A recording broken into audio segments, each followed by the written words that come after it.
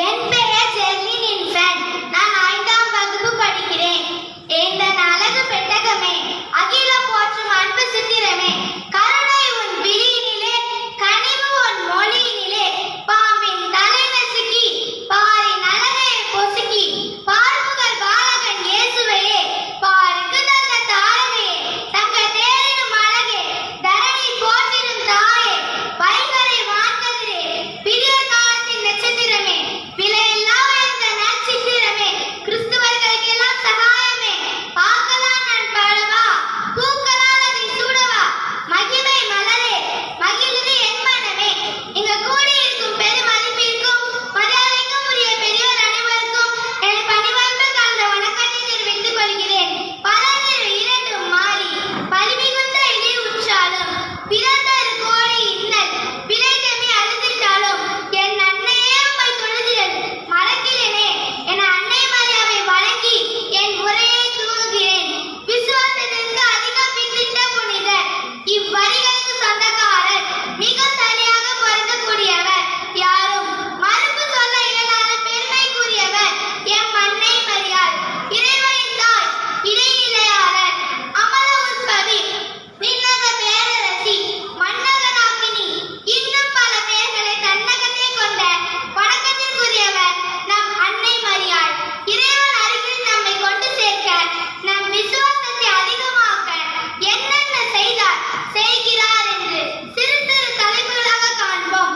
முதலாவதாக, தேவைகளில் தேடி வரும் அன்னை.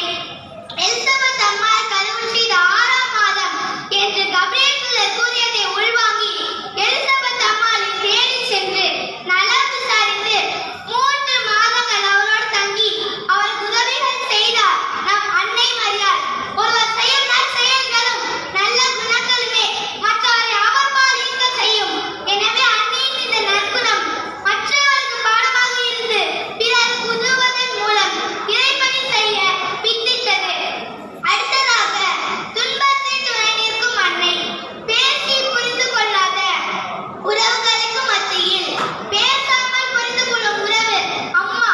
ஆம், அன்று காணாமல் திருமணத்தில் திராட்சை ரசம் தீர்ந்த பொழுது 10ஓடு 11 என அல்லாமல் மற்றவர் துன்பத்தில் துணை நின்று தன் மகனின் முதல் புதுமையை உலகை காண செய்த புதுமை பெண் நம் அன்னை மரியாள். மூன்றாவதாக, பரிந்து பேசும் அன்னை. கத்தியோ வாளோ சாதிக்க முடியாததை சிறு ஜபமாலை செய்யும் என்பதை கேட்டிருப்போம். உண்மை, அன்னையை தேடி சென்றவர்கள் ஒருபோதும் வெறும் கையால் திரும்பி செல்வதே இல்லை. நமக்காக இடைவிடாமல் பரிந்து பேசி நம் தேவைகளை நிறைவேற்றி தருபவர் அன்னை மரியாள். இதன் காரணமாகவே கிறிஸ்துமஸ் பெருவிழா திருச்சபையில் கொண்டாடும் 100 ஆண்டுகளுக்கு முன்னரே அன்னை மரியிடம் முதல் பரிந்துரை ஜெபம் எழுதப்பட்டது.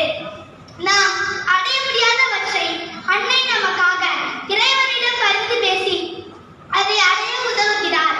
அடுத்ததாக, இறைமனித உறவின் பாலம் அன்னை.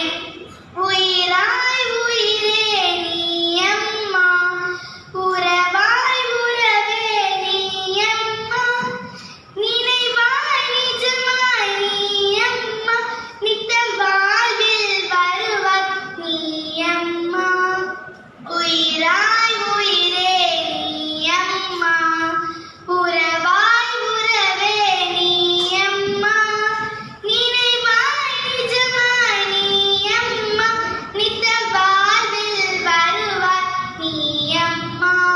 ஆம், உயிராய் உறவாய் நினைவாய் நிஜமாய் நம்முடன் இப்பொழுதும் இருந்து இறைவனோடு இணைக்கும் பாலம் நம் அன்னை மரியாள். இறுதியாக சூப்பர். இறுதியாக நம்ம பேசுங்க. நல்லா இருந்துச்சு. நெக்ஸ்ட் ஸ்கூல் நல்ல